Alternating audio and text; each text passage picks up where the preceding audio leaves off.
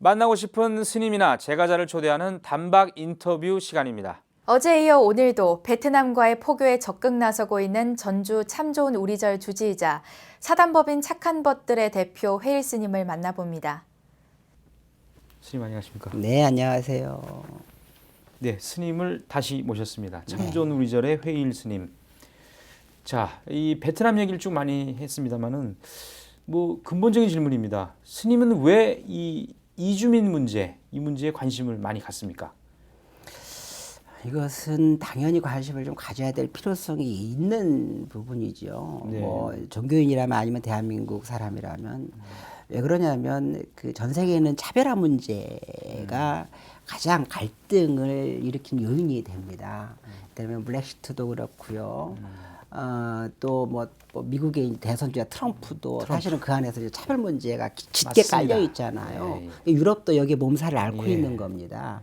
한국도 사실은 차별의 문제 때문에 어떤 그 대한민국의 화합이라던가 이런 것들이 깨질 수 있는 여지가 충분히 있다라고 하는 것이고, 이 부분에 있어서 역사적으로 한 번도 겪지 않은 단일민족이라고 했던 나라가 다문화 사회로 이제 변화돼 가는 과정에서 어떻게 연착륙할 수 있느냐라고 하는 걸 이제 고민하는 것이 한국의 미래의 어떤 그 관건이다라고 하는 부분 안에서 다문화 문제, 다문화 2세 문제에 고민을 가질 수밖에 없다라고 그렇군요. 하는 거죠. 네. 네.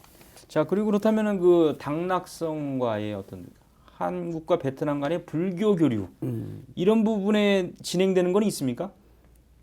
크죠. 핵심이죠. 그렇습니까? 네.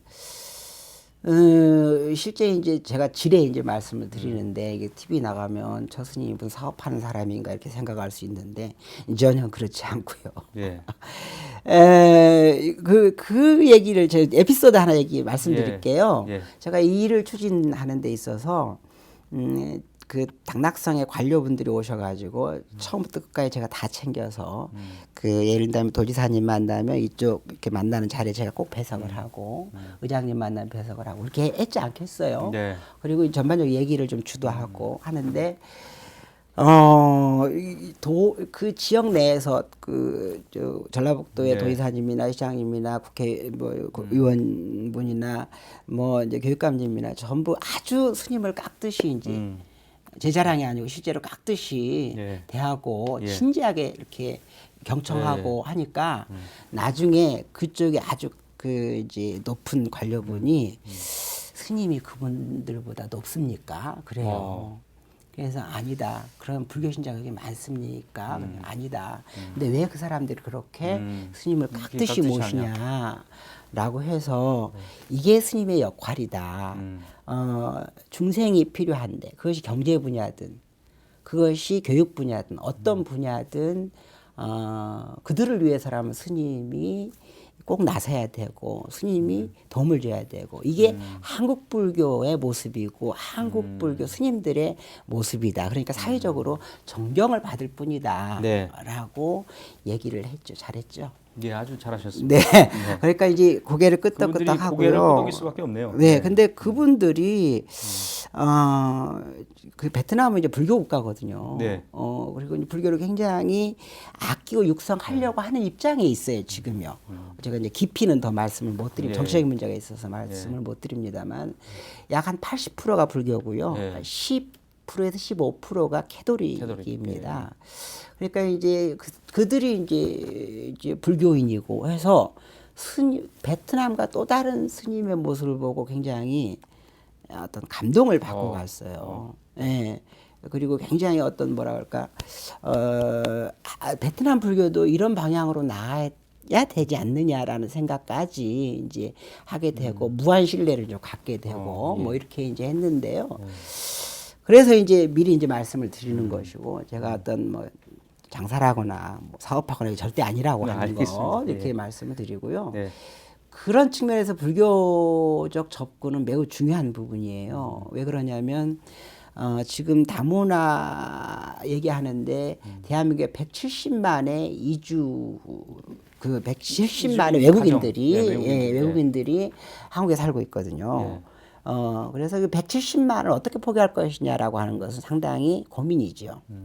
교육 말씀하셨는데 교육 부분의 교류는 상당히 의미가 있는 그런 부분입니까? 베트남과의 교류는 이미 전략적으로 불가분의 관계에 있습니다. 우리나라가.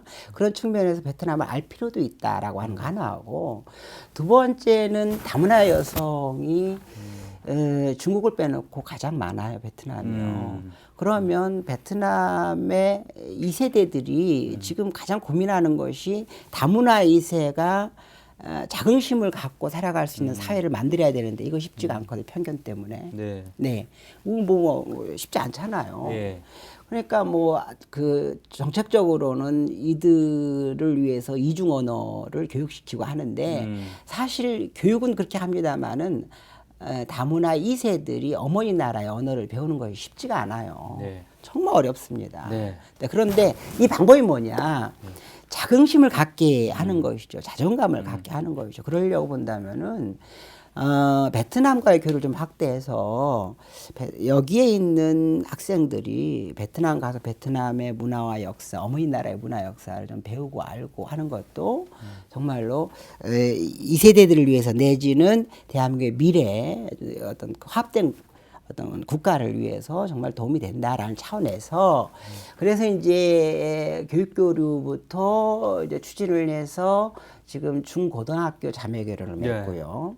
대학 간 교류를 지금 추진하고 있고 해서 그쪽도 상당한 의지를 보이고 이쪽도 상당한 의지를 보여서 이것부터 아마 결실이 맺혀지지 않겠는가 생각을 해서 나름 좀 보람을 가지고 있습니다. 네, 이 전주의 참존 우리절 회일 스님과 오랜 시간 얘기를 나눠봤는데 스님이 앞으로 이제 계획하시는 일 다 잘 되기를 그렇게 열심히 응원하겠습니다. 스님 대단히 고맙습니다. 감사합니다.